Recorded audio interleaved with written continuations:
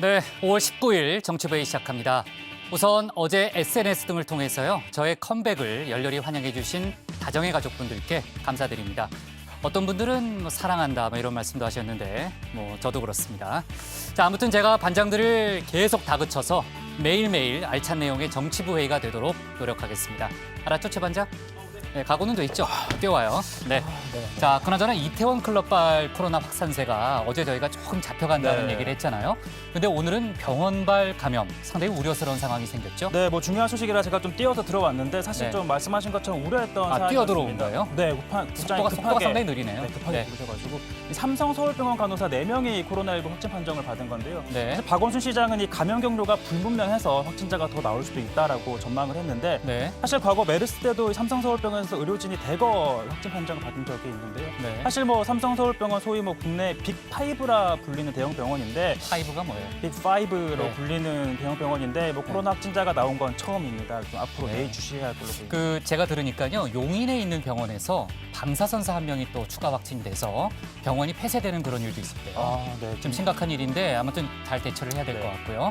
그다음에 내일 원래 예정돼 있던 고3들 등교 계약은 어떻게 됩니까? 사실 일단 고3들 같은 경우에는 빨리 학교를 가고 싶다라는 생각이 많았을 텐데 예정대로 이 고3들은 등교를 합니다. 오늘 오후에 신학기 개학 추진 준비단 회의가 열렸는데 윤해 부총리가 직접 주재를 했습니다. 고3들 같은 경우에는 내일부터 매일 등교를 하는 걸 원칙적으로 매일 등교를 해야 한다라는 거고요. 교육부는 관련해서 이제 비상근무 체제에 돌입을 했습니다. 혹시나 또 만일의 사태를 대비해야 되니까요. 오늘 첫 번째 발제가 신혜원 반장이니까요. 좀 자세히 들어보면서 얘기를 해봅시다. 자, 내려가서 회의를 시작하죠.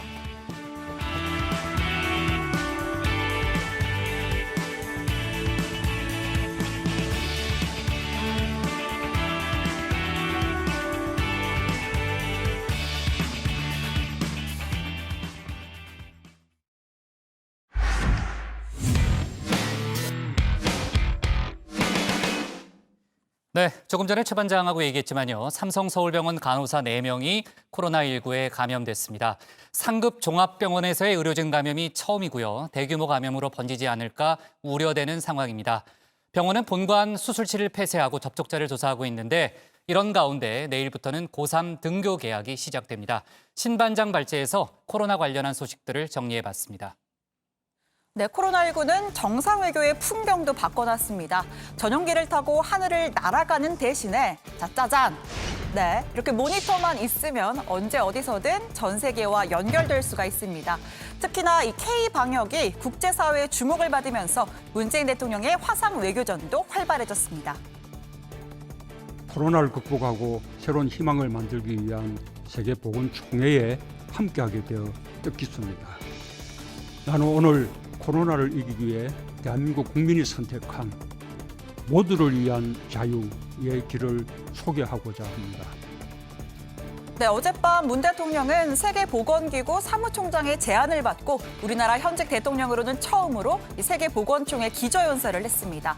한국의 방역 노력과 성과를 소개하고 코로나19 극복을 위한 노하우도 설명했는데요. 이 보건 취약국에 대한 인도적 지원 확대, 또 초국가적인 백신 및 치료제 개발 협력, 국제보건규칙의 빠른 정비 등 이 3가지 제안을 국제사회에 내놨습니다. 방역의 주체가 되어준 국민들 덕분에 개방성, 투명성, 민주성의 3대 원칙이 힘을 발휘할 수 있었습니다. 위기 앞에서 인류는 각자 도생이 아니라 연대와 협력을 선택해야 합니다. 위기일수록 세계는 상호 신뢰와 포용으로 단합해야 합니다. 자, 이날 시진핑 중국 국가주석, 메르켈 독일 총리 등등 주요국 리더들도 기조연설에 참여했습니다. 딱 한 사람, 트럼프 대통령이 보이질 않습니다. 트럼프 대통령은 연설을 건너뛴 직후에 WHO는 좋게 말해서 중국의 꼭두각시다라고 맹비난했습니다. The United States pays them $450 million a year. China pays them $38 million a year. And they're a puppet of China. 자, 미국은 중국에 10배가 넘는 지원금을 주는데 그들은 언제나 중국 편을 든다면서 불만을 토로한 겁니다. 지원금을 4천만 달러, 10분의 1 수준으로 대폭 삭감할 수도 있다라고 덧붙였는데요. 자, 미국의 대표로 연설을 한 보건복지부 장관은 한 회원국이 투명성 의무를 저버려서 전 세계에 엄청난 희생을 초래했다고 했습니다. 중국을 직접 거명하진 않았지만 트럼프 대통령의 중국 비판에 지원 사격을 하고 나선 겁니다. 중국도 가만히 있진 않았겠죠. 이 코로나 조사는 WHO가 주도를 해야 한다면서 미국이 제안한 독립기구 조사는 받아들일 수 없다는 입장을 분명히 했습니다. 또 중국은 정보를 은폐한 적이 없고 오히려 다른 나라에 도움을 줬다라고 주장했습니다.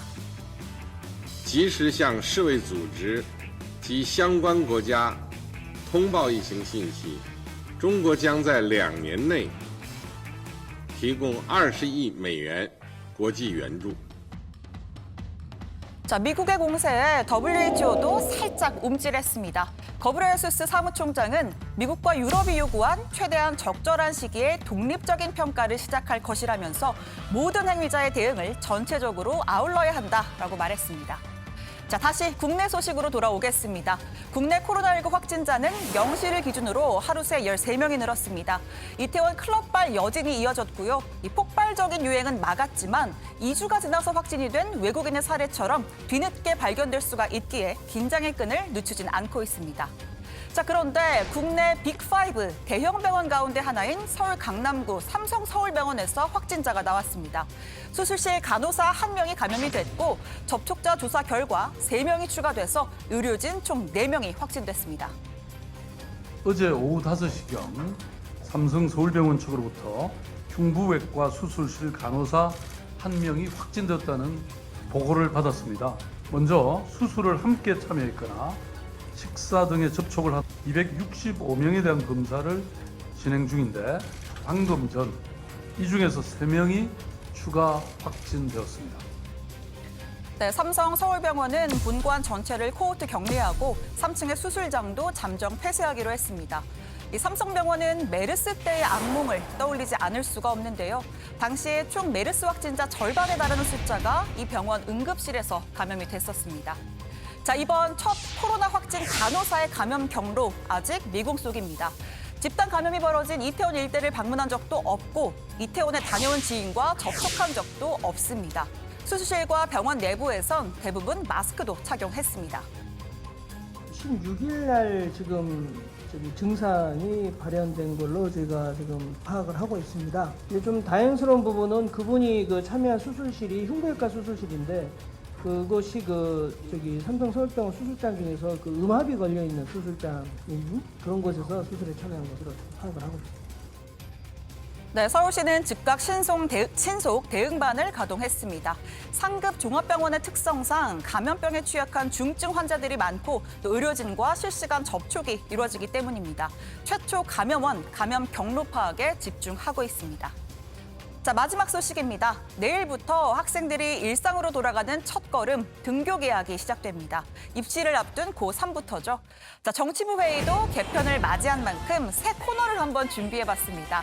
시의적절한 인물과 시기적절하게 전화를 해보는 신반장의 시시 콜콜입니다. 자, 오늘은 개학 준비에 여념이 없는 고3 담임 선생님 한 분을 연결하겠습니다.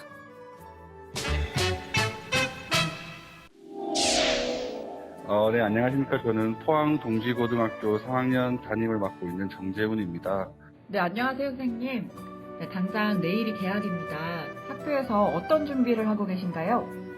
교실마다 손소독제랑 살균 스프레이를 각각 다 배치했습니다. 그리고 출입구마다 지금 열화상 카메라를 설치해서 체열을 다 측정을 하고 있는 상태고요. 책상 거리도 지금 거의 교실을 전체를 활용하다시피 일격을 시켜서 학생들 간의 최대한 접촉을 좀 줄이기 위한 방법들을 강구하고 있습니다.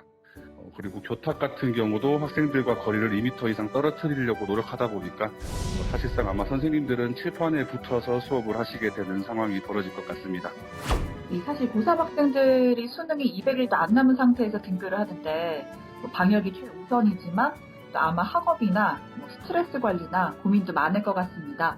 응원을 해주신다면요?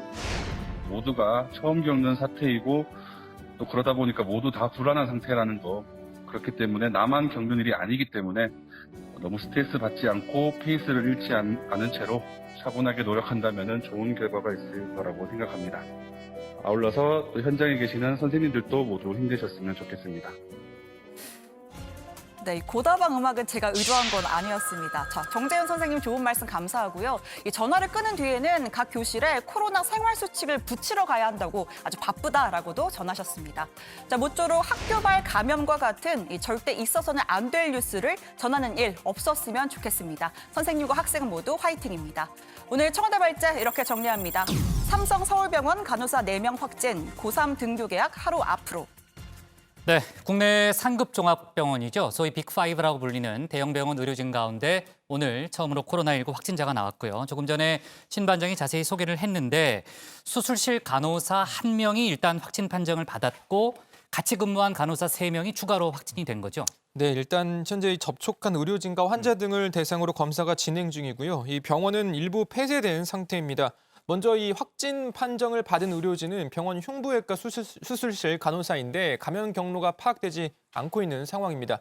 집단 감염이 발생한 용산구 이태원 지역을 방문한 적도 없고 방문자와 접촉한 적도 없다고 합니다. 아, 일부 폐쇄군요. 그러니까 병원 전체를 폐쇄한 게 네, 아니고. 그렇습니다. 그러면은 언제부터 증상이 있었고 또 해당 간호사들은 어떤 업무를 맡아왔습니까? 일단 이 서울시와 병원 측의 설명을 종합을 해보면 해당 간호사는 지난 14일에 수술에 참여했다고 합니다. 그리고 다음 날인 15일에 수술장 입구에서 환자를 분류하는 작업을 했다고 하고요. 16일과 17일은 주말인데 병원에 출근하지 않았다고 합니다. 그런데 이때 발열 증상이 나타났다고 하네요.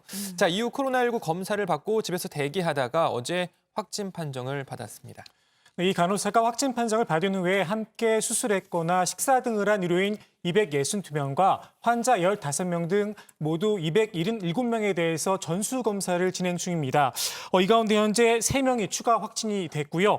1명은 동료 간호사로 수술에 같이 참여를 했고 나머지 2명은 사무실을 함께 쓴 간호사라고 합니다. 네, 조 반장 헤어스타일이 어제랑 다른 것 같네요. 오늘 제가 분장실에 좀 늦게 가가지고요. 아, 그래요? 네. 아, 그렇군요. 자, 아무튼 수술에 들어간 게 증상 발현 전이긴 하지만요.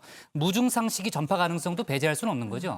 네, 그렇습니다. 서울시는 검사 진행 중에 병원 의료진 혹은 환자 가운데서 추가 확진자가 나올 가능성이 있다면서 상황을 엄중하게 판단을 하고 현재 신속 대응반을 구성을 해서 동선과 접촉자 파악, 감염 경로 등을 조사하고 있다고 밝혔습니다. 네.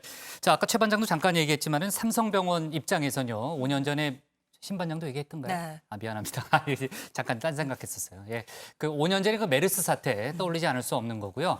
다만 메르스 사태 이후에 그 원내 관리 시스템이 완전히 전면적으로 개선이 됐잖아요. 그렇기 때문에 뭐 지금은 예전하고는 다르다. 특히 또 최근에 이제 우리 사회 전반적으로 방역 관리라든지 이런 부분에 대한 시스템이 좋아졌기 때문에 뭐 그때 같은 상황이 재현되진 않을 것이라는 그런 예상도 있습니다만 아무튼 조심해야 되겠죠. 그리고 오늘 경기도 용인의 강남병원이라는 곳에서 방사선사 1명이 확진되는 그런 일도 있었습니다. 여기가 국민안심병원인데 지금 병원은 폐쇄된 상황이고요. 입원 환자 171명이 있는데 이동 금지 조치 등의 여러 가지 조치가 취해졌다고 하네요. 자, 어제까지 저희가 짚어봤던 이태원 클럽발 확진 문제는 지금 어떻게 돼 있습니까? 일단 뭐 폭발적인 확산은 아니고요. 하지만 계속 주의를 하고 좀 추적을 해야 하는 상황인 건 맞는 것 같습니다. 오늘 오후 12시까지 추가로 12명이 확인이 돼서 이 이태원 클럽 관련 총 누적 환자 수는 187명이 됐습니다. 4차 감염자도 또 늘었습니다. 인천 학원 강사 관련인데요. 이 강사를 태운 택시기사와 그 아내가 확진이 됐었고 이 기사의 부부네 집에 놀러 왔던 4살 배기 손자도 확진 판정을 받았습니다. 또 해당 택시에 탔었던 중국인 부부, 승객 부부도 확진 판정을 받았습니다. 자, 그리고 이 강사의 학원 제자가 방문을 했던 이 코인 노래방을 통해 감염된 고등학생이 있는데요. 이 고등학생의 어머니까지 감염이 되었다고 합니다. 자, 현재 인천 미추홀구 보건소에는 이 코인 노래방을 방문했다면서 검사를 요청한 이들이 수백 명이라고 하는데요. 확진자는 더 늘어날 가능성이 있어 보입니다. 이로써 뭐 학원 강사와 관련된 확진자 총 22명으로 늘어났습니다. 중앙방역대책본부에서는 인천광역시 미추홀구 비전 프라자 2층 탑코인 노래방, 11층에 또 진 PC방, 엘리베이터를 5월 6일 오후 3시부터 밤 12시 사이에 이용하신 분은 관할 보건소나 1339에 문의하시고 진단검사를 받을 것을 요청드립니다. 자, 그리고 어제 전해드렸던 소식 가운데 이 이태원 클럽에 갔던 베트남인 확진자가 부천 소재에 있는 나이트 클럽을 방문했다라는 얘기 맞아요. 전해드렸었는데요. 구체적인 명칭을 좀 소개해드리면 메리트 나이트라는 부천에 있는 곳이었습니다. 어제 당시- 얘기했는데. 네, 또 알려줘야지 이제 아, 거기 예. 갔던 분들이 그렇죠. 정확한 정보를 네. 확인할 수 있으니까 예. 이 9일 밤부터 10일 새벽까지 방문하신 분들은 네. 꼭 이제 진단 검사를 받아보시는 걸 좀 방역 당국에서 권유를 하고 있는데요. 당시 손님이 260명 정도 있었다고 합니다. 그런데 40명 넘게 현재 연락이 두절 상태인데요. 말씀드린 것처럼 이 9일 밤에서 10일 새벽 메리트 나이트 가신 분은 꼭 검사를 받아보시길 솔직히 바랍니다. 어제 얘기한 거 잊어버렸죠. 얘기했다는 거. 아니요, 저는 알고 있었는데 알고 있었어요? 정확한 정보를 네. 또 우리 다정의 가족분들한테 약간 전해드리려 어색했는데. 하니까 네, 전해드린 겁니다. 좋아요. 네, 믿어보죠 뭐. 자, 아무튼 계약 얘기를 해볼게요. 아까 시시콜콜이라고 그랬죠? 네. 신반장. 새 코너 아주 좋아요. 제가 반장들한테 새로운 코너 많이 기획하라고 그랬는데 최 반장 하고 있죠? 저는 아주 역점을 두고 준비하고 있는 게 있기 이번 주에 곧 때문에 나와요? 좀 한참 좀 뒤에 뭐 꺼내놓겠습니다. 네. 이번 주에 안 나와요? 이번 주는 안 나옵니다. 네. 금요일 날 안 나와요? 혹시? 금요일 그거는 뭐 제가 좀 준비를 하고 있는데 뭐 좀 상황을 나오죠? 봐서 네, 네. 하겠습니다. 고 반장도 준비를 하고 있죠? 예, 저 새로 좀 만들어 보겠습니다. 네. 예. 좋아요. 자, 그나저나 이제 교탁과 책상 간의 간격을 넓히다 보니까 아까 선생님 말씀이 칠판에 바로 붙어서 네. 수업을 해야 되는 그런 상황이다라고 얘기를 했는데 그만큼 철저하게 대비를 하고 있다는 그런 얘기가 되겠죠. 아무튼 오늘 삼성서울병원 사례가 있긴 했지만 고3 등교 계약은 예정대로 진행이 되는 거죠? 네, 그렇습니다. 유은혜 부총리는 이 정부가 이 코로나19 발생 상황이 통제 가능한 범위라고 판단을 했다면서 등교를 피해갈 수도 시기를 무작정 미룰 수도 없다. 자, 이 비상 상황실을 운영하면서 문제 상황 발생 시에 실시간으로 대응할 수 있도록 하겠다. 이렇게 밝혔습니다. 또 만일 이 등교 수업이 어렵다고 판단이 되면 신속히 추가 조치를 하겠다고도 덧붙였습니다. 고등학교 3학년은 매일 등교를 원칙으로 하되 특별 교실을 적극 활용하고 분반 수업 등의 여러 가지 방법들이 추가적으로 활용될 수 있을 것입니다. 고3 이외의 학년은 등교 수업과 원격 수업을 병행하여 격주간 혹은 격일간 주 1회 이상 등교 등의 여러 방법으로 학교 내 등교 학생들의 밀집도를 최소화시킬 것입니다.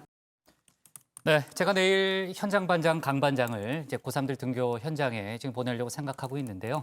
어제 강 반장 취재하는 거 봤죠? 아주 생생한 그런 현장의 소식을 아마 전해올 걸로 제가 보고요. 명찰 전해줬어요? 제가 어제 밤 늦게까지 남아서 전달하고 갔습니다. 몇 시에 왔어요, 강 반장? 어제 제가 기억하기로 정확히 몇 시에 왔어요, 강 반장? 10시 58분 22초에 왔습니다. 근데 그렇게 얘기하니까 더 신빙성이 좀 제가 떨어지는 것 제가 같은데요. 이때 카톡해보면 알아요. 정말입니다. 예. 좋아요. 자, 아무튼 지금 조 반장. 네. 해외에서는요, 지금 우리에 앞서서 등교 계약을 한 나라들이 있잖아요. 그쪽 나라들 상황은 어떻습니까? 네, 유럽에서는 22개 나라가 지금 등교를 실시를 하고 있는데요. 22개 나라나 있어요? 네, 그렇습니다. 각국 교육부 장관들이 화상회의를 통해서 계약 조치가 바이러스 확산으로 이어지지 않고 있다 이런 의견을 밝히기도 했습니다. 다만 지난 11일 계약을 실시한 프랑스는 일부 학교에서 확진자가 발생을 해서 해당 학교를 폐쇄하는 사례가 나오기도 했습니다. 중국의 경우에는 상하이 등 대도시에서 일부 등교가 이루어지고 있는데 급식은 실시하지 않고 있다고 합니다. 급식은 빼고 하는군요. 예. 네. 어제 문재인 대통령이 연설했던 WHO 총회, 아까 이제 신 반장이 자세히 소개를 했죠. 세계 각국의 협력을 논의하는 그런 자리잖아요. 근데 어제 그 WHO 총회는요, 미중 간의 갈등이 부각된 그런 자리였죠. 네, 트럼프 대통령은 아예 연설을 안 했습니다. 패싱했잖아요. 네, 대신에 네. 이 보건복지부 장관을 내보냈는데 직접적인 언급을 하진 않았지만 들어보면 중국을 저격하는 발언입니다. 잠깐 들어보시죠.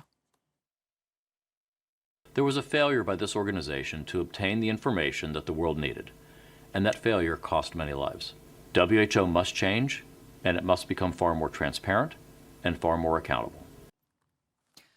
네, 아까 그리고 트럼프 대통령이 WHO에 지원금을 줄이겠다라는 얘기도 했었는데 여기서 한 발을 더 나아갔습니다. 오늘 WHO 사무총장에게 서한을 보내서 한 달 내에 실질적인 개혁을 약속하지 않으면 자금 지원을 끊고 또 회원국에서도 탈퇴하는 걸 고려하겠다 이렇게 경고를 했습니다. 그리고 본인의 트위터에 이 서한 전문을 올리기도 했습니다. 전체를 다 올렸어요? 네, 4장을 다 올렸고요. 이른바 이 중국 편향을 시정을 하면서 보낸 일종의 최후 통첩이다 이렇게 이야기를 했습니다. 네, 반대로 이 중국 같은 경우에는 이 시진핑 주석이 직접 연설을 했습니다. 자, 중국은 은폐를 시도한 적이 없고 오히려 이 WHO 및 관련국들에게 빠르게 정보를 준 덕에 이 확산을 막을 수 있었다라고 했는데요.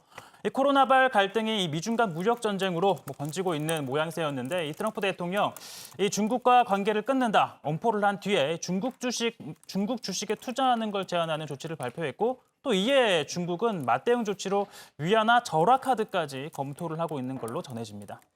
네, 삼성 서울병원 사례 같은 경우에는 감염 경로가 불분명하기 때문에 확진자가 더 나올 수 있다는 게 박원순 서울시장의 설명이었습니다. 혹시 저희 회의 도중에 속보가 들어오면요, 제가 챙겨가면서 회의를 하도록 하겠습니다. 오늘 청와대 발제는 이렇게 정리하겠습니다. 삼성 서울병원 간호사 4명 확진, 고3 등교 계약 D-1로 잡겠습니다. 다음은 고석승 반장의 발제를 들어보겠습니다.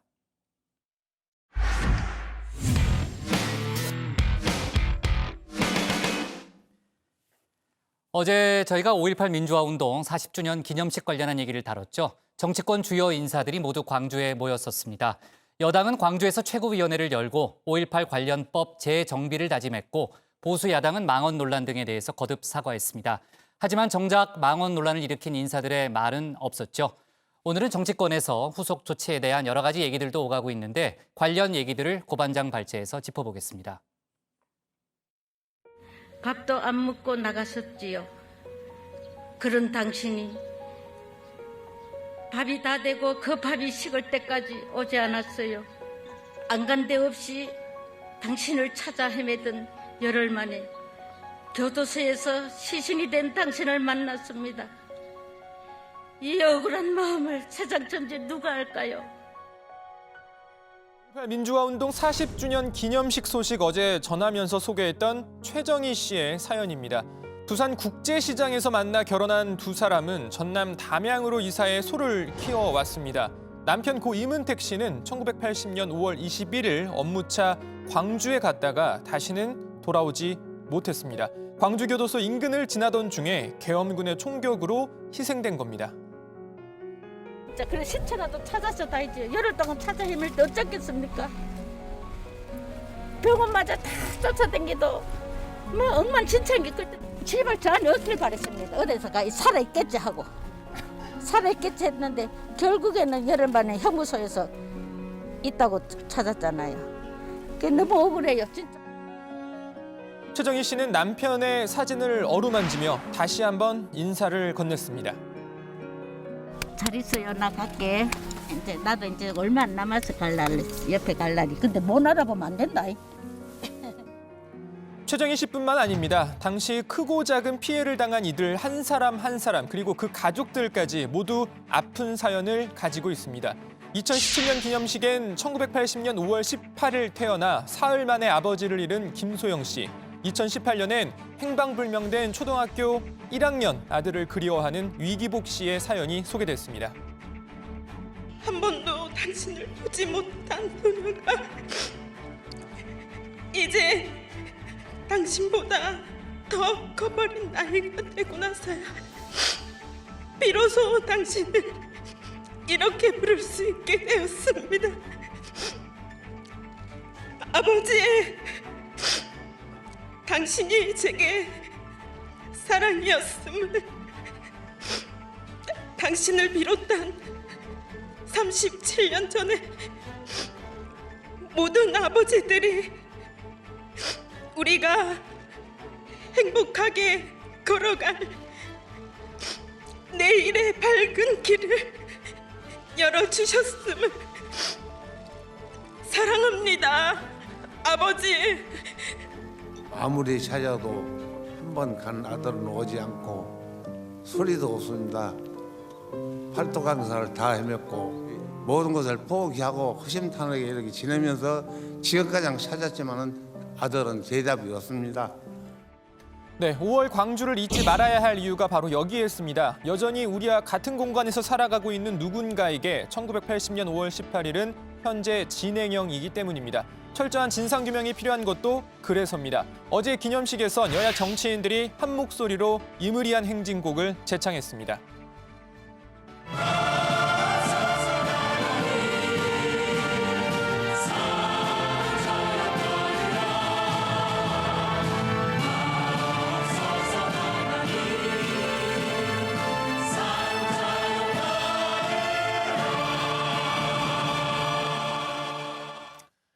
주호영 통합당 원내대표의 재창이 눈에 띄었습니다. 통합당의 전신 새누리당이 여당이던 시절 당시 이명박, 박근혜 정부가 이무리한 행진곡 재창 순서를 합창 공연으로 바꿔버렸기 때문이죠. 유시민 노무현재단 이사장은 재창을 합창으로 바꾼 이유 이렇게 분석한 바 있습니다. 그러니까 5.18에서 이 노래를 사람들이 부르게 된 거는 역사적인 경로가 있었잖아요. 왜 그렇게 바꿨을까 이렇게 생각을 해보면 재창은 다 같이 부르는 거고 합창은 듣기만 해도 되는 그 차이밖에 없잖아요. 네네, 그렇죠. 예.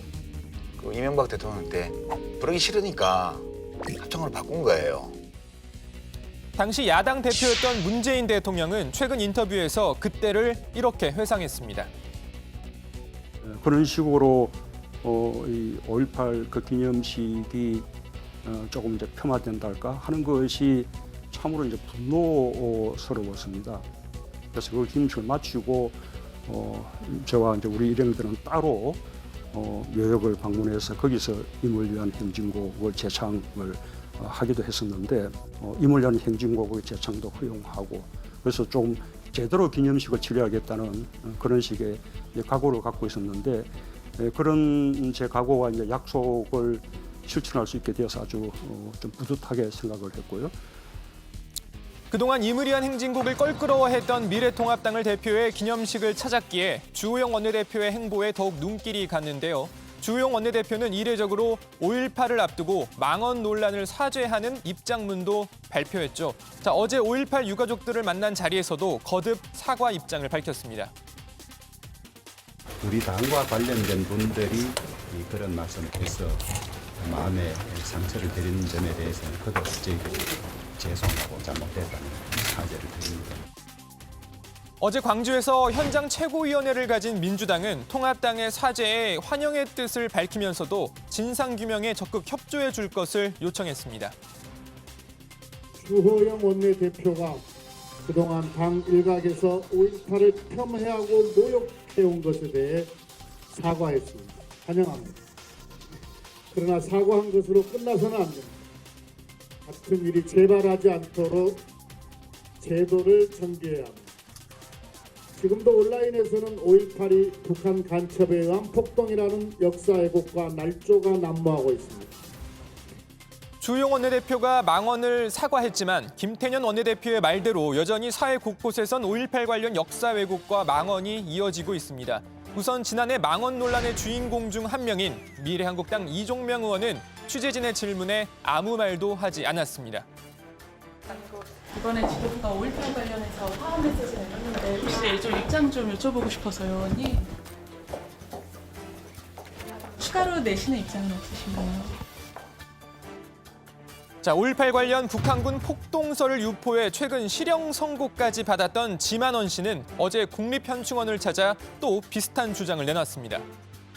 북한이 저지른 폭동을 자기네가 민주화운동이라고 이렇게 해가지고선 국민들 등골을 빼먹은 것만 해도 부족해서 앞으로 또 사기를 또 치는 거예요. 이런 진실이 나왔는데도 불구하고 사기를 또 치는 거예요. 그 당시 폭력 당사자였던 국가도 이미 한참 전에 인정한 역사적 사실을 부정하는 망언들 진짜 언제까지 들어야 하는 걸까요? 오늘 발제 이렇게 정리합니다. 5.18 망언 언제까지 정치권 법안 재정비 나설까? 네. 어제하고 오늘 저희가 이제 5.18 광주 민주화운동 관련한 소식을 좀 다루고 있는데 5.18은 지나갔지만 끝난 건 아니죠. 하루 이벤트로 끝날 일이 아닙니다. 이제 뭐 후속 조치 등 저희가 앞으로 짚어봐야 할 일들이 많고요. 특히 21대 국회가 할 일이 많잖아요. 고반장이 좀 계속해서 이거 팔로우업 해주기 바라고요. 오늘 나온 소식을 좀 짚어볼게요. 어제 전두환 씨 측 관계자죠. 이제 5.18 관련 반응을 내놨는데 민주당이 이를 두고 강하게 비판의 목소리를 냈다면서요. 네, 그렇습니다. 어제 전 씨의 측근인 민정기, 그러니까 민정기 전 비서관이 연합뉴스와의 통화에서 발포 명령이 사실이 아닌데 어떻게 사죄를 하느냐 이런 반응을 내놨습니다. 이를 두고 민주당이 강하게 비판 입장을 내놨는데요. 김태년 원내대표는 뻔뻔한 태도에 개탄을 금할 수 없다면서 5월 광주를 피로 물들인 학살 주범이고 5.18을 둘러싼 가짜 뉴스의 온상이다. 북한 개입설도 당시 신군부에서 나왔다 이렇게 말을 했습니다. 그러면서 5.18의 진실을 반드시 밝혀서 학살 책임자가 끝까지 죄를 부정하며 활개를 치도록 그냥 두지는 않을 것이다. 진상조사의 활동이 과거처럼 미완으로 끝나지 않게 전폭적으로 뒷받침할 것이다. 이렇게 말을 했습니다. 네, 또 이 전두환 씨 추징금 관련 언급도 내놨습니다. 김태년 원내대표는 1,000억 원이 넘는 추징금을 환수할 방안을 찾고 필요하다면 전두환 씨 사후에라도 추징할 길을 열겠다고 강조했습니다. 대법원이 선고한 전두환 씨 추징금은 2,205억 원입니다. 벌써 23년 정도가 흘렀는데요. 여전히 절반에 가까운 1,005억 원 정도가 환수되지 않은 상황입니다. 지난해 이만솔 정의사회구현센터 소장이 골프장에 있던 전두환 씨에게 추징금을 언제 다 낼 것이냐 이렇게 묻자 이런 답이 나왔었죠. 추징금과 고액 세금 언제 납부하실 겁니까? 한 말씀 해주세요. 네가 좀 해주라. 네, 전두환 씨 아들인 전재국 씨는 2013년에 추징금을 완납할 때까지 최대한 협력하겠다 이렇게 말을 하면서 머리를 숙였었지만 여전히 이 약속은 제대로 지켜지지 않고 있습니다. 어제 한 언론 보도에 따르면 전재국 씨는 자신이 대주주로 있던 회사의 지분 51%를 추징금으로 납부한 뒤에도 해당 회사의 법인카드를 부당 사용한 정황이 포착되기도 했습니다. 맞아요. 저도 어제 그 보도 봤어요. 네.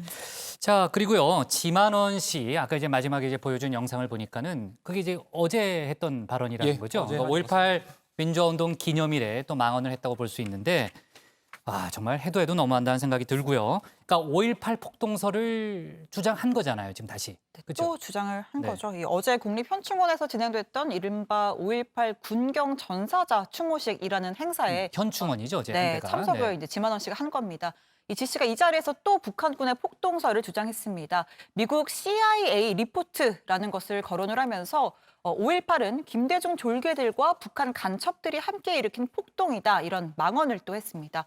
일부 극우 유튜버들 방송도 이 미국의 기밀 문서에 북한 간첩설, 폭동설 이 비슷한 이야기가 나온다면서 또 비슷한 주장을 계속해서 내놓고 있습니다. 근데 신 반장, 실제 기밀 문서라는 게 있기는 한 거예요. 그러니까 이 당시에 주한 미국 대사관이 미국에 보고한 문서에 실제 관련 단어나 문장이 있는 건 맞는데요. 그게 사실이라고 언급을 한 게 아니라 한국의 신군부가 이러이러하다라고 주장을 하고 있다라고 하는 이 한국 내부의 상황을 미국에 보고를 한 겁니다. 그러니까 신군부의 일방적인 주장이 뭔지 정리를 한 내용에 가까운 거고요.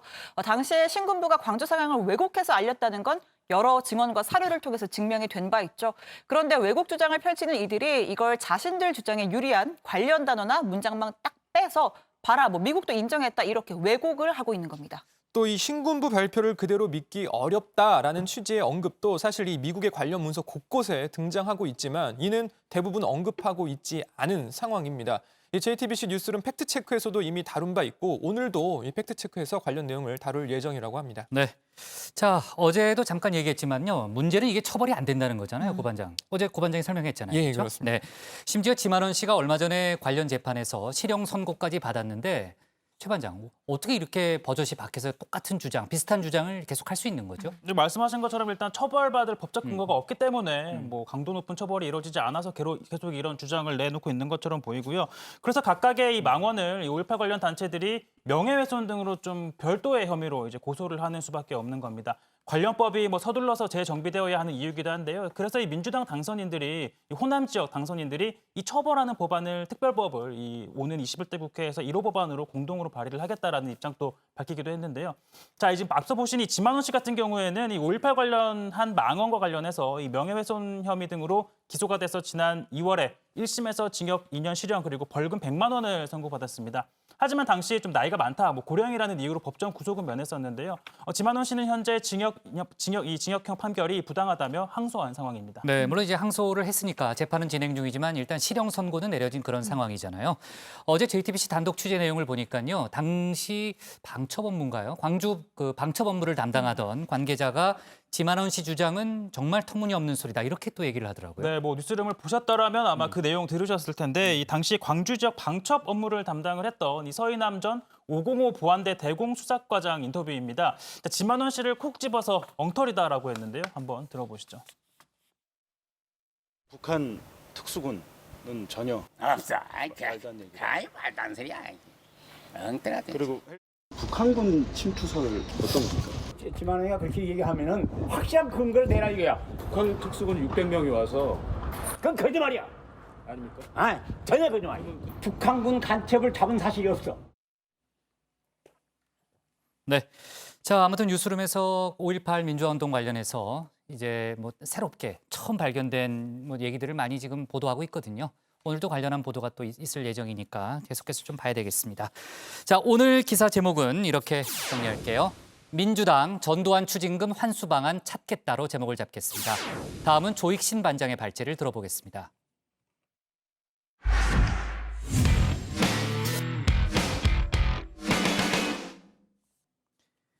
한명숙 전 총리에게 9억 원의 뇌물을 줬다고 검찰에 진술을 했다가 법정에서 이를 번복했었죠. 한신건영의 대표였던 한만호 씨가 친필로 남긴 옥중 비망록이 최근 언론을 통해 공개가 됐습니다. 한 씨는 비망록에 검찰의 끈질긴 회유 때문에 뇌물을 줬다고 진술할 수밖에 없었다. 이렇게 적어놨습니다. 정치권에서 관련 논란이 커질 분위기인데 조 반장 발제에서 자세한 내용 짚어보겠습니다.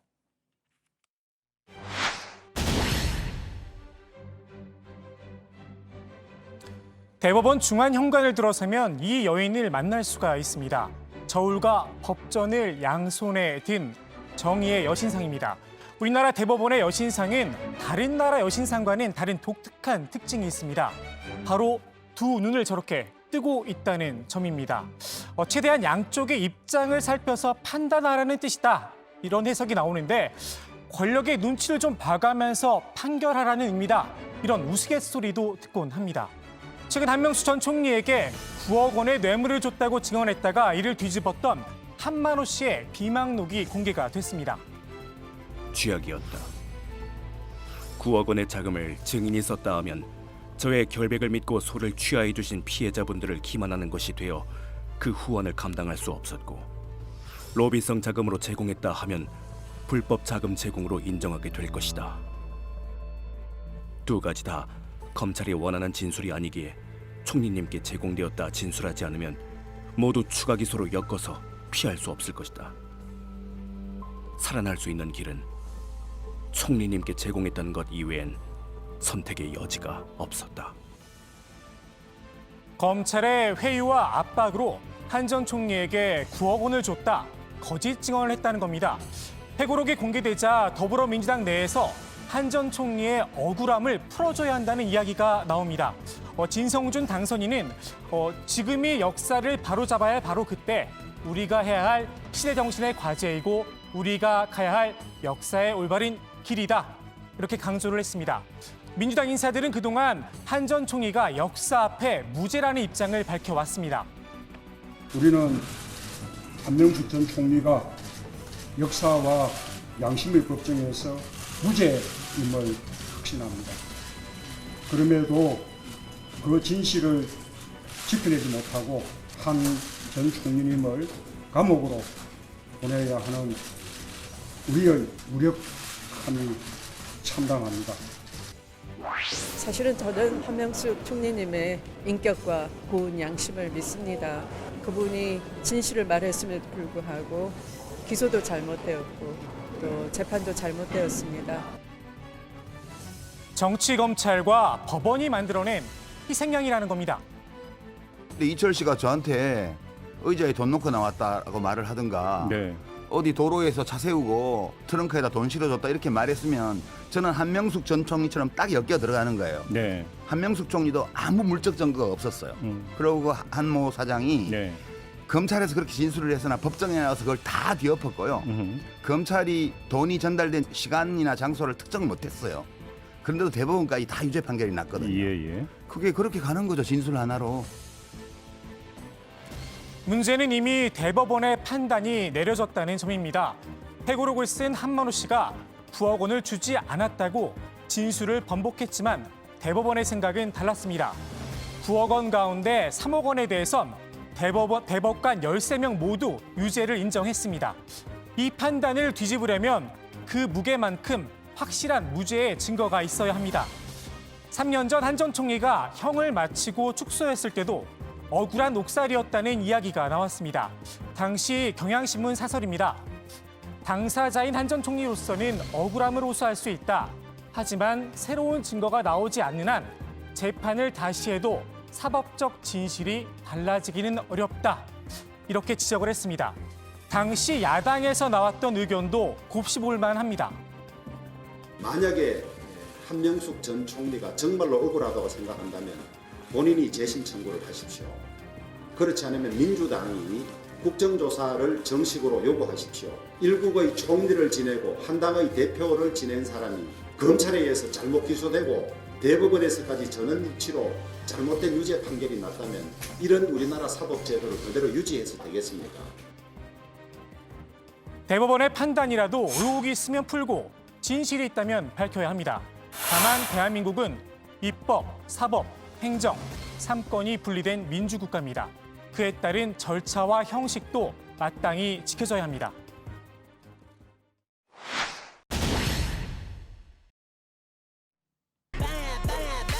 홍준표 킬러로 이름을 알린 유효의 전 자유한국당 최고위원. 미투 소송으로 홍준표 당선인에게 600만 원 배상이란 선물을 안겼었는데요.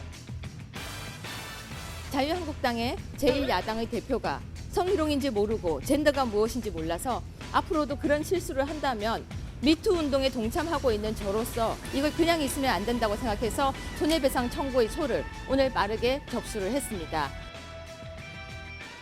이번에 타깃을 바꿨습니다.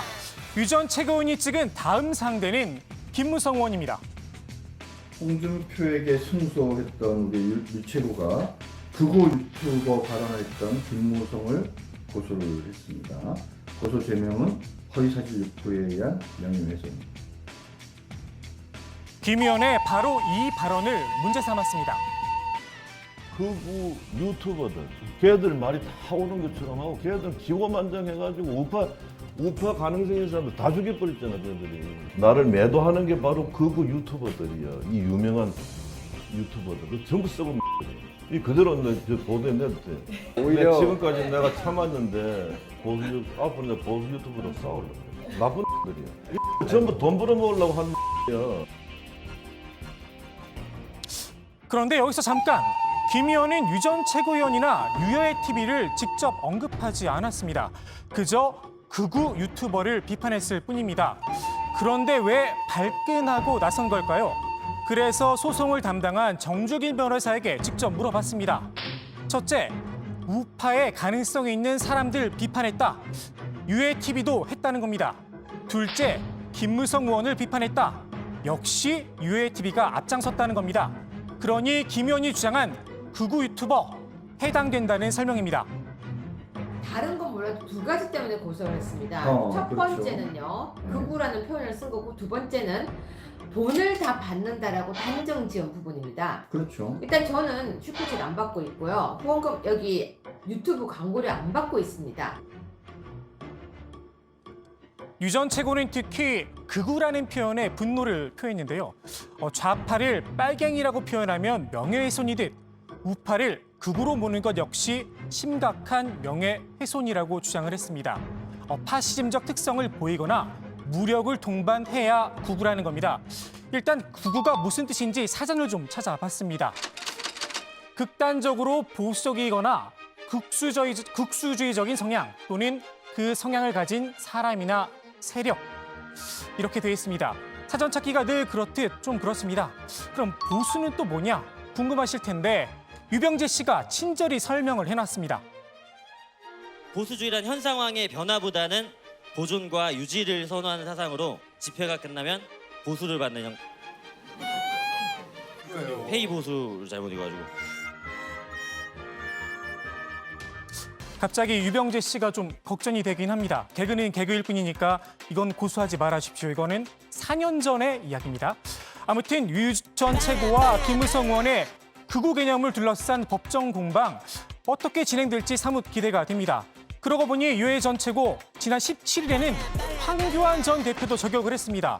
황 전 대표의 정계 복귀설에 더 취해지지 마라 일침을 가했는데요.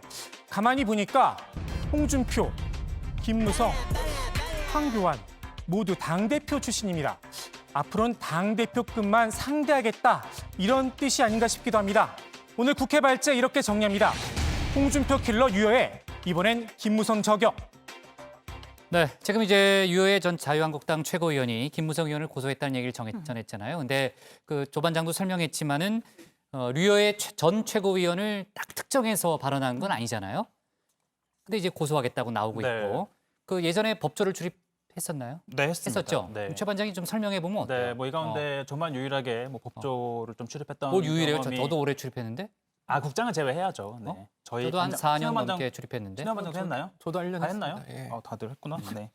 일단 네, 일단 얘기해 봐요. 우리가 국장이 제일- 검증할 테니까 일단 네, 얘기해 봐요. 국장이 제일 신임하고 있는 제가 좀 얘기를 해보겠습니다. 사실 고소라는 건 어제 내가 피해 위태롭다고 당사자, 얘기했잖아요. 네, 피해 당사자가 이제 그 피해를 가지고 소를 제기하는 거잖아요. 그렇죠. 이제 소를 제기할 수 있는 권한을 가지고 있는 권리를 가지고 있는 사람이 제기한 건데, 그럼 아까 보셨겠지만 김무성 의원 같은 경우에는 유여해 전 최고위원을 특정한 것도 아니고, 그렇죠. 그런데 유여해 의원은 내가 피해를 당했다라고 주장하는 거잖아요. 그럼 전 이제 최고위원. 그렇죠. 그럼 이제 김무성 의원이 말한 극우 유튜버가 나다라는 걸 스스로 또 인정을 한 셈이 되는 걸로 보이는데, 그렇죠. 네. 이제 그럼 어떻게 이게 고소가 성립을 하느냐라고 아까 유해 전 최고 옆에 있던 정준길 변호사한테 한번 물어봤는데요. 이 정 변호사는 과거 많이들 아실 겁니다. 이 아나운서 비하 발언으로 논란이 됐던 강용석 변호사 건과 비슷하다고 보면 된다라는 게 설명인데요. 한번 들어보시죠. 과거에 강용석이 아나운서 운운하는 발언으로 명예훼손 내지 모욕으로 형사처벌 받을 당시에 그 아나운서 발언이 피해자가 특정된다라고 법원에서 인정한 것과 같은 맥락입니다. 네, 아무튼 뭐 최 반장이 말은 많이 했는데 무슨 말을 했는지 정확하게 일목요연하게 들어오지는 않아요. 근데 이제 정준길 변호사 얘기를 들으니까 이제 알겠어요. 어떤 내용인지. 그렇죠? 네, 그렇습니다. 네. 자, 아무튼 그 고소를 하기 위해서 그랬는지 모르겠지만 굉장히 연구를 많이 했다. 그런 생각도 좀 들고요.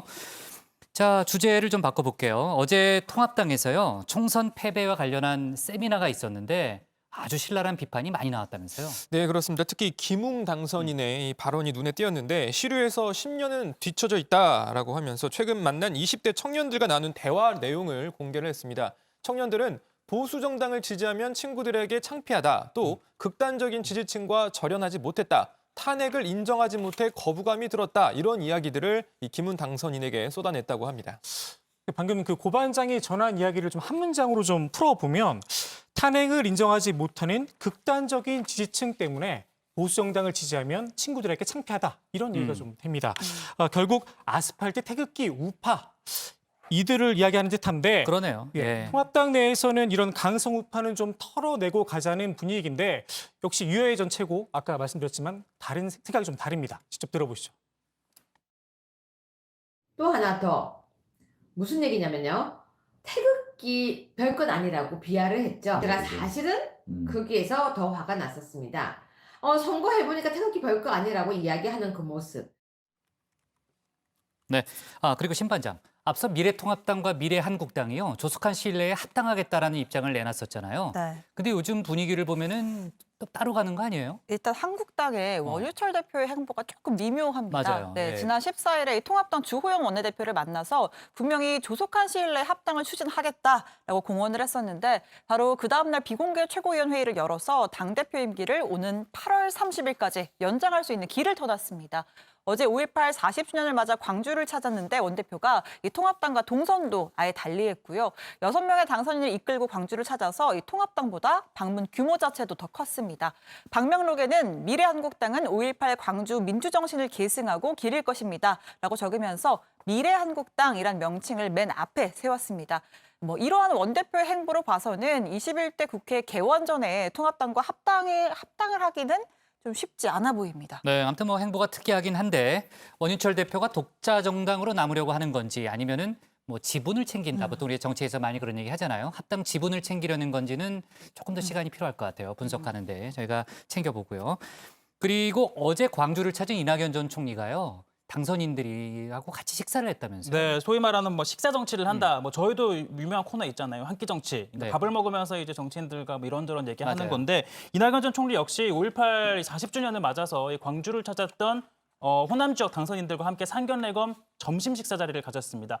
식사는 1시간가량 이어졌다고 하는데요. 이 전 총리가 오늘은 이 5.18인이 당권 문제를 운운하는 건 적절치 않다라고 먼저 선을 그어서 주로 지역과 관련된, 그러니까 호남과 관련된 이 문제를 이야기를 했다고 합니다. 다만 이 전 총리도 기자들의 질문 자체는 피할 수는 없었습니다. 오찬이 끝나고 전당대회 어떻게 할 거냐 이렇게 물어보니까 너무 오래 끄는 건 바람직하지 않다. 불확실성을 야기하는 일이기 때문에 빨리 정리되는 게 좋다고 생각한다라고 답했습니다. 조만간 입장을 정리하겠다는 뜻으로 풀이가 됩니다. 네, 최근 지금 얘기했던 이낙연 전 총리의 결정을 애타게 기다리고 있는 사람이 있다면서요? 네, 그렇습니다. 지난번 민주당 전당대회 때 출마해서 이해찬 대표에 이어서 2위를 기록했던 바로 송영길 의원의 이야기인데요.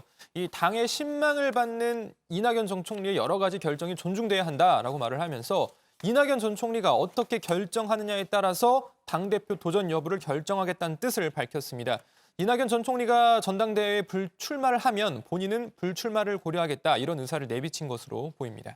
네, 그나저나 아까 조반장이 앞서 발제했던 한명숙 전 총리 건 지금 이제 비망록 내용이 다 공개가 됐고 정치권에서 논란이 상당히 거센 상황이기 때문에 앞으로 속보가 또 계속 나올 수 있겠네요. 예, 그렇습니다. 좀 챙겨주고요. 오늘 국회 발제는 이렇게 정리해 보겠습니다. 홍준표 킬러 유여해 이번엔 김무성 저격으로 제목을 잡겠습니다. 다음은 최종혁 반장의 발제를 들어봅니다.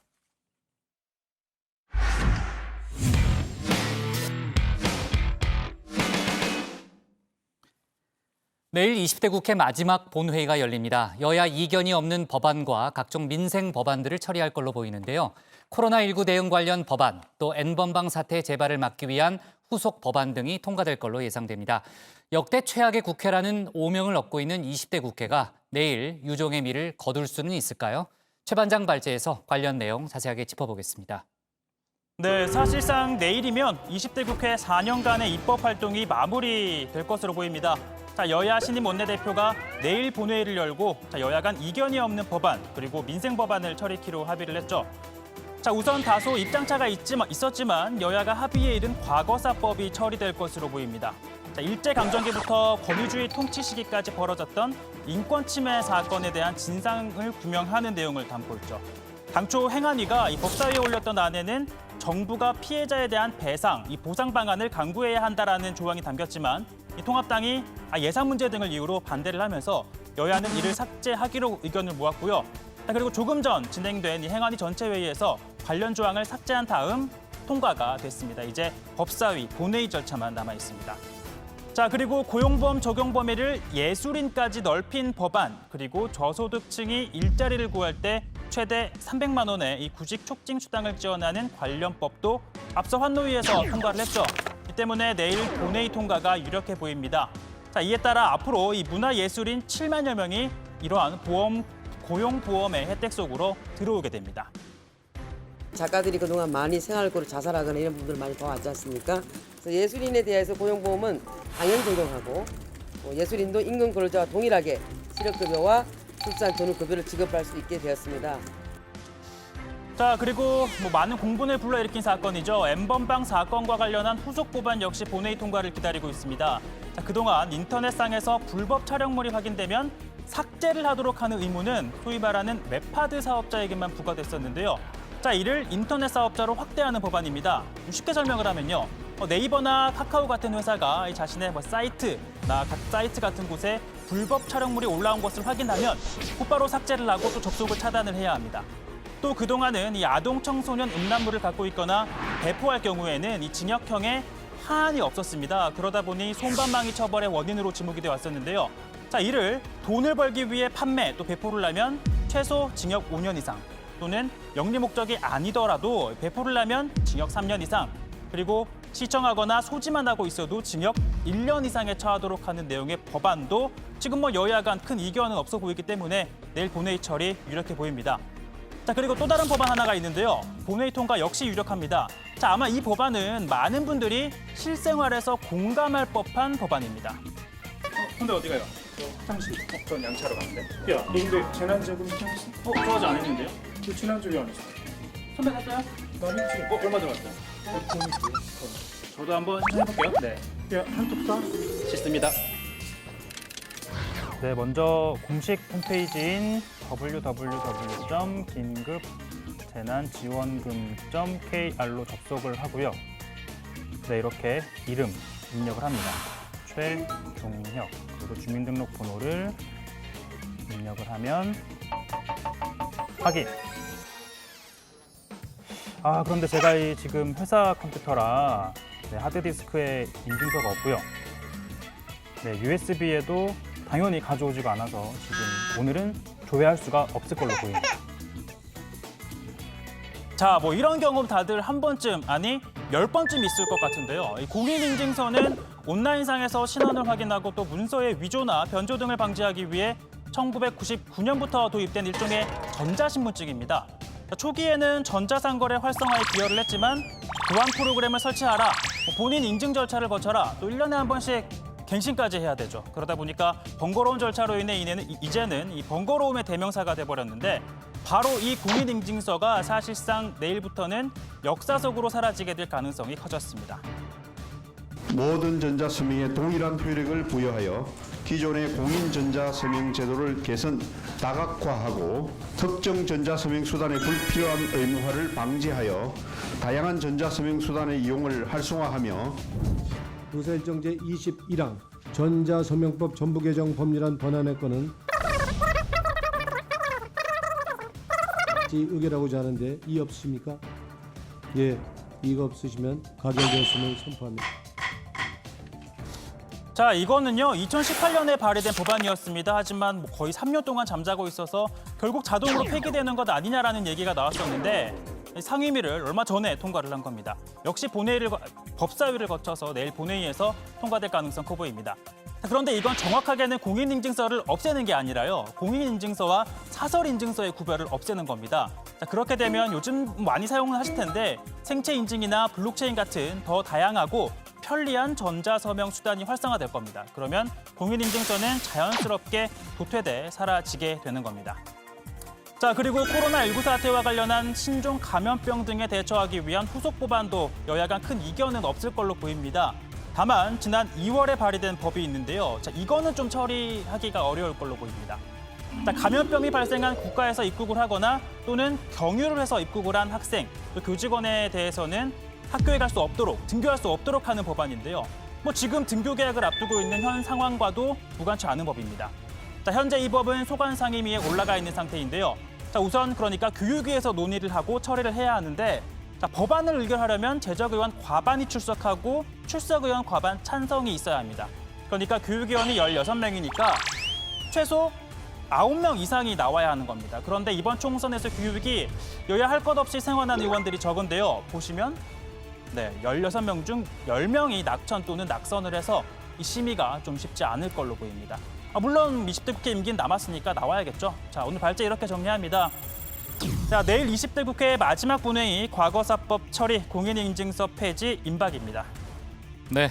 자, 아무튼 노력했기 때문에 뭐라고는 안 하는데 공인인증서 설명하는데 앞에 굉장히 서론이 길어요. 꽁투도 하고. 그렇죠? 근데 최 반장은 왜 이렇게 생일을 자꾸 공개하는 거예요? 제가 공개를 했나요? 공개했잖아요. 미처 몰랐습니다. 네. 그래요? 네, 좋아요. 네, 믿어볼게요. 자, 일단 본회의까지는 하루 정도 시간이 남았으니까요. 여야 추가 협상 어떻게 진행되는지 좀 챙겨봐야 될 것 같고요. 민주당 윤미향 당선인 관련한 지금 의혹이 어제도 저희가 다뤘지만요. 오늘도 계속 이어지고 있잖아요. 오늘은 특히 이제 통합당이 공세 수위를 높이고 있는데 지금 국정조사 얘기까지 꺼낸 상황이죠? 네, 그렇습니다. 이른바 윤미향 국정조사를 추진하겠다 이런 건데요. 이 김성원 통합당 원내 수석 부대표는 국민적 공분이 큰 만큼 반드시 국정조사를 해야 한다면서 정의기억연대의 회계부정 의혹을 계기로 여러 시민단체에서 국가 보조금, 후원금 유용 문제에 대한 제보가 많이 들어오고 있다라고 말했습니다. 자, 통합당은 21대 국회가 개원하면 곧바로 국정조사를 추진하기로 하고 민주당과 협의에 나서겠다는 방침입니다. 근데 통합당 단독으로는 국정조사를 추진하기가 어려운 거 아니에요, 신 반장? 통합당 입장에서는 이 국정조사 추진 여부를 원구성이나 국회 개원 과정에서 일종의 협상 카드로 활용할 수도 있다라고 판단할 수가 있지만 아시다시피 21대 국회에서는 이 통합당이 84석, 미래한국당을 더해도 103석에 불과합니다. 무소속이나 다른 야권의 군소 정당과 공조를 하더라도 과반이 되지 않기 때문에 민주당의 동의 없이 자력으로 국정조사를 추진하는 건 불가능합니다. 결국은 이 국정조사를 추진한다고 하더라도 민주당과의 합의가 필수적이기 때문에 과거처럼 야권이 일방적으로 국정조사를 카드로 여당을 압박하는 건 현실적으로 좀 어렵습니다. 네, 자 아직까지는 민주당 내에서의 공식 입장은 나오지 않았지만요. 어제 박범계 의원의 발언을 어제 최 반장이 소개를 했고 윤 당선인에 대한 우려 또 비판의 목소리가 조심스럽게 나오고는 있다면서요. 네, 그렇습니다. 죄송합니다. 네, 그렇습니다. 민주당 박용진 의원이 윤 당선인을 둘러싼 각종 의혹에 대해서 제대로 된 검증 절차와 과정이 미진했던 것 아니냐는 생각이 든다면서 국민들께 사과를 했는데 윤 당선인을 향해선 일파만파 의혹만 커지게 해서는 안 될 것이라면서 책임 있게 답을 내놔야 한다 이렇게 촉구를 했습니다. 아시다시피 한국유치원총연합회 회계비리 문제를 공론화에 주목을 받은 게 이 박용진 의원인데요. 윤 당선인과 정의기업 연대에 대해서도 해온 일은 훌륭한 일이지만 회계 투명성과 관련된 문제는 삼성도 한유총도 정의연도 마찬가지라면서 국민들의 눈높이와 상식선에 맞아야 한다 이렇게 강조를 했습니다. 네, 그뿐만 아니라 이 박용진 의원은요, 당 지도부를 향해서도 책임 있는 입장을 좀 내놔야 할 것을 좀 촉구를 하고 있습니다.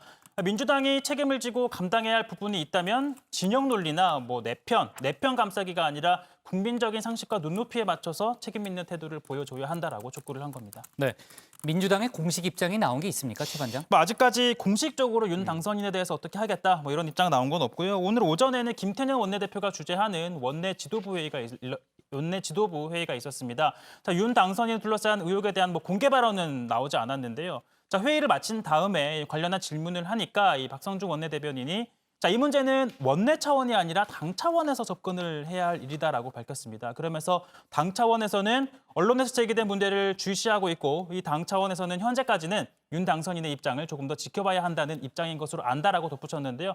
내일 일단 이해찬 대표가 주재하는 당 최고회의가 열리는데 여기에서 좀 관련한 논의가 있을 걸로 보입니다. 다만 어제 이번 사안을 엄중하게 보고 있고 또 당과 깊이 상의하고 있다고 했던 이낙연 전 총리는 윤 당선인 관련 이 의견을 당에 전달한 것으로 보이는데요.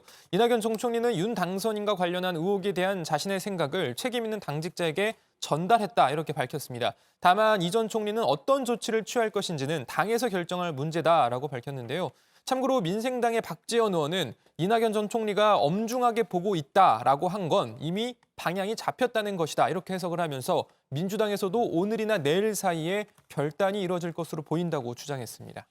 신 반장, 당내에서는 옹호의 목소리도 나온다면서요? 네, 당권 주자, 당대표 주자 가운데서는 이 송영길 의원이 그렇습니다. 언론이 윤 당선인을 부정적으로 유도하고 있다라고 주장했는데요.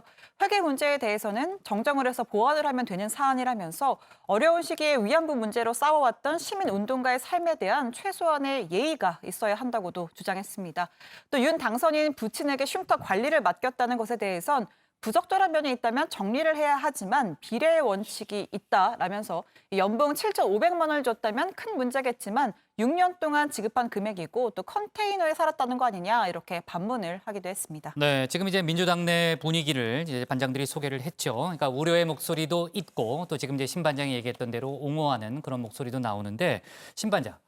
청와대 쪽에 혹시 기류나 분위기가 좀 체크된 게 있어요? 일단 오늘 청와대 핵심 관계자 브리핑에서 관련 질문이 나왔습니다. 나왔어요? 이 윤 당선인 관련해서 청와대 입장이나 기조가 있느냐라는 질문이 나왔는데 청와대 핵심 관계자는 청와대가 입장을 밝히는 것은 적절하지 않다. 윤미향 당선인이 더불어시민당의 당선인 신분이기 때문에 당에서 대응을 하고 있는 것으로 안다 이렇게 강조를 했고 또 이 청와대를 자꾸 끌어넣으려고 하지는 않았으면 좋겠다. 네. 이런 발언도 덧붙였습니다. 네, 그러니까 청와대에서 답할 문제는 아니라는 입장이군요. 이제 당에서 설명할 그럴 사안이라고 설명을 했고, 자 그런데 조 반장, 지금 이제 윤 당선인이 이제 여러 가지 해명을 내놓고 있잖아요. 이제 언론의 의혹 보도에 대해서 그때 해명을 내놓고 있는데 그중 일부가 이제 석연치 않은 부분이 있고 또 말이 바뀌는 부분이 있어서 논란을 키우고 있다 이런 지적도 있죠. 네, 그렇습니다. 조변석계라고 하죠. 그러니까 아침에 했던 설명이 다르고 저녁에 했던 설명이 다릅니다. 네. 당장 2012년 경매로 구입한 아파트 구입 자금에 대해서 어제 오전엔 살던 집을 팔아서 마련했다고 했는데 오후에는 적금을 깨고 가족들에게 빌린 돈이었다 이렇게 정정을 했습니다. 이를 두고 통합당 하태경 의원은 정 의원이 이용수 할머니에 대해서 기억이 왜곡됐다고 한 걸 지적을 하면서 기억이 왜곡된 건 윤 당선자 본인과 정 의원이라고 꼬집기도 했습니다. 또 윤 당선인이 경기도 안성의 쉼터를 구한 건 현대중공업이 기부한 10억 원으로 마포에서는 살 수 있는 집이 없었다 이렇게 설명을 했었는데 그런데 국토부 실거래가 공개 시스템에 따르면 정대협이 쉼터 건물을 알아보던 2012년과 13년도 사이에 마포구 성산동 일대에서 5억 원 이상 10억 원 이하로 거래된 단독주택이 14건이 있었습니다. 네, 아직까지는 이제 어제도 얘기했지만 저희가 이제 예단하기는 좀 이르죠. 조금 더 이제 팩트를 좀 모아보고 제가 판단을 해봐야 되는데 하여간 안성쉼터가 사업 평가에서도 낮은 등급을 받는 등 뭔가 좀 운영이 제대로 뭐 이루어지지 않았던 측면은 분명히 있는 거잖아요. 네, 그 운영비를 이제 현대중공업이 기부를 했고 사회복지공동모금이 이제 그 정대협 측에 전달을 해서 이제 관리를 하도록 한 거였는데 이 사회복지공동모금회가 쉼터의 사업 운영이 원래 목적에 맞게 잘 운영되는지 관리 감독을 한 겁니다. 2015년 사업평가를 보면요. 이 사업평가를 C등급을 받고 회계평가에서 F등급을 내리게 됩니다. 뭐 시설 활용도가 떨어지고 뭐 각종 서류나 영수증이 좀 미비했던 것이 이유다라고 하는데요. 자, 이 같은 평가를 종합해서 이 사회복지공동모금회는 경고성 제재 조치를 내리고 앞으로 이 정대협이 향후 2년 동안 모금회가 운영하는 분배 사업에 참여할 수 없도록 했습니다. 자, 이후 모금회 측이 좀 고쳐라, 시정할 것을 요구를 했고요. 이 정대협 측에서 자, 이 시설을 매각하고 사업비를 반납하겠다라는 의견을 제출을 했습니다. 자, 아시다시피 최근에 이 쉼터가 4억 2천만 원에 매각이 됐는데요. 뭐 아시겠지만 매입 당시에는 인테리어 비용까지 더하면 8억 5천만 원이라 거의 절반 값에 이제 팔린 겁니다. 자, 모금회는 이 매매 계약 관련 사항을 파악한 후에 매각액을 돌려받을 예정이라고 밝혔습니다. 네, 뭐 조금 전에 나온 그 속보를 보니까요, 그 정의연 측이 지금 저희가 얘기했던 안성쉼터의 부실 운영 논란에 대해서 일부 비판을 수용하면서 이제 사과를 했네요. 그러니까 전반적으로 보면은 결과적으로 이제 비판을 그러니까 사업에 대한 판단에서 잘못이 있었다는 비판에 대해서는 수용한다라는 입장이고요. 다만 기부금을 쉽게 생각했다거나 개인 비리가 있었던 부분은 사실과 다르다 이렇게 설명을 했습니다. 물론 더 자세한 내용들이 있는데 제가 지금 한 번에 빨리 볼 수가 없어서 이 정도 핵심적인 것만 얘기를 하겠습니다. 아주 잘 요약해 주신 것 같습니다. 핵심만. 네, 역시. 제가 눈이 빨라. 네. 전체 내용을 보셨나요? 아부가 좀 아니요, 심해요. 딱 들어도 이제 정의연 입장이 과유불급이에요. 확 그냥 와닿아서 그래요? 네, 잘 정리해 주신 것 같습니다. 네. 자, 그리고요. 윤 당선인 개인 문제도 지금 불거진 상황인데, 그러니까 개인 계좌로 기부금을 받은 부분이 이제 확인이 되고 있잖아요.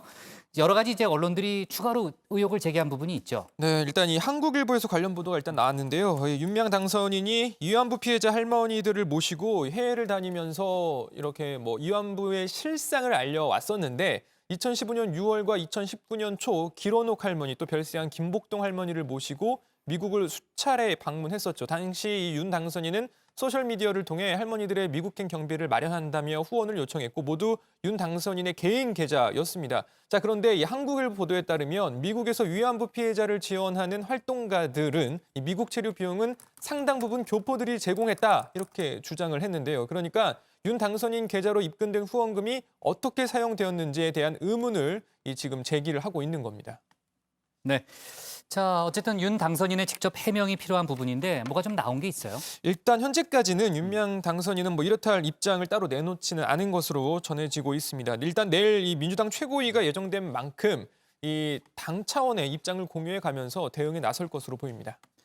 네, 그리고 오늘 국회 행안위가 지금 열리고 있는데 거기 이제 진영 행안부 장관이 지금 나와 있거든요. 관련한 질문이 나온 게 있다면서요? 네, 이제 정의기억 연대 같은 경우에는 모금을 연 10억 이상 하고 있기 때문에 관련한 주무부처가 행안부입니다. 그렇죠. 관련해서 행안위에서 이제 네. 진영 장관이 출석을 해서 관련 입장을 밝혔는데요. 지금 국회에서 열리고 있는 상황이죠? 네, 지금 진행 중인 상황이긴 한데요. 지금 들어온 얘기를 보니까 일단 진영 장관도 좀 관리 감독을 해야겠다라는 생각은 가지고 있다. 일단 22일까지 자료를 제출하라고 요구를 했고요. 그 와중에 이제 뭐 위반 사항이 발견이 되면 조치를 하겠다라고 밝혔습니다. 그리고 조금 전에 제기한 이제 윤미향 당선인의 그렇죠. 개인 관련, 네. 그러니까 뭐 후원금을 뭐 유용했다라는 의혹, 뭐 그런 거 관련해서는 일단 성금을 개인 계좌로 받고 사용 근거를 갖추지 않고 있다라는 건 좀 뭐 이제 위법 사항이 될 수 있다라는 문제 제기를 진영 장관도 한 거고요.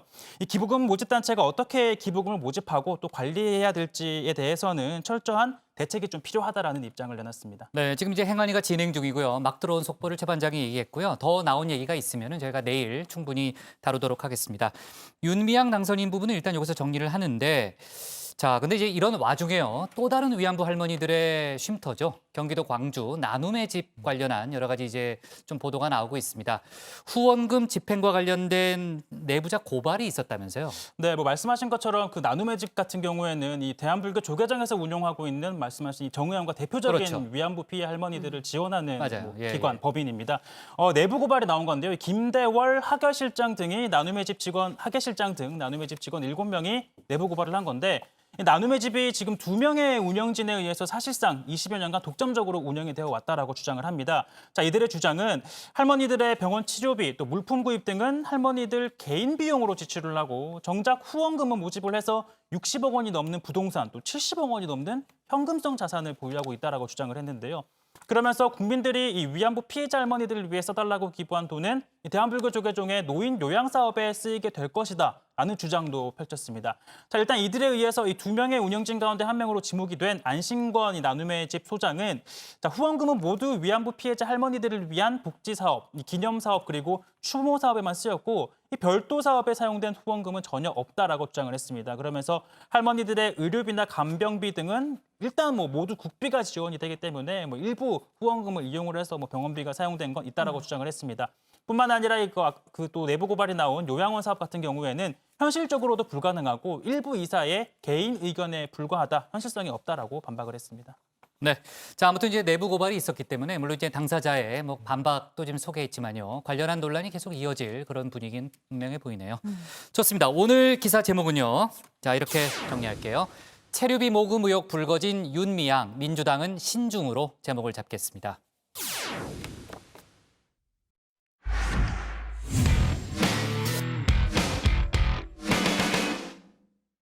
네, 오늘도 도착 못했습니다. 자, 오늘 저희가 고른 한 컷은 N번방 방지법 오늘 시행입니다. 국민적 공분을 일으킨 N번방 사건의 중심 인물들이죠. 박사 조주빈, 또 부타 강훈, 어제는 갓갓, 운영국의 신상이 공개되기도 했습니다. 그리고 오늘부터는 성착취물에 대한 처벌을 강화하는 이른바 N번방 방지법이 시행됩니다. 청소년뿐 아니고 성인 대상 불법 성적 촬영물을 단순 소지하거나 시청만 해도 최대 징역 3년의 처벌을 받습니다. 그리고 조금 전에 최 반장이 소개했었죠. 내일 본회의에서는 네이버나 카카오 등 인터넷 기업에게 디지털 성범죄 관리 감독을 의무화하는 후속 법안 처리를 앞두고 있습니다. 더 촘촘하게 할 수 있는 모든 방법을 동원해서 이들 같은 사람이 다시는 나오지 않게 막아야 할 겁니다. 오늘 정치부에는 여기까지고요. 저희는 내일 오후 5시에 다시 찾아뵙겠습니다. 자, 수고했습니다. 아이고, 진짜 보폭이 좀 빠르지 않아요? 오늘? 부장이 제가 보고 싶어서 다시 왔다는 얘기가 있던데.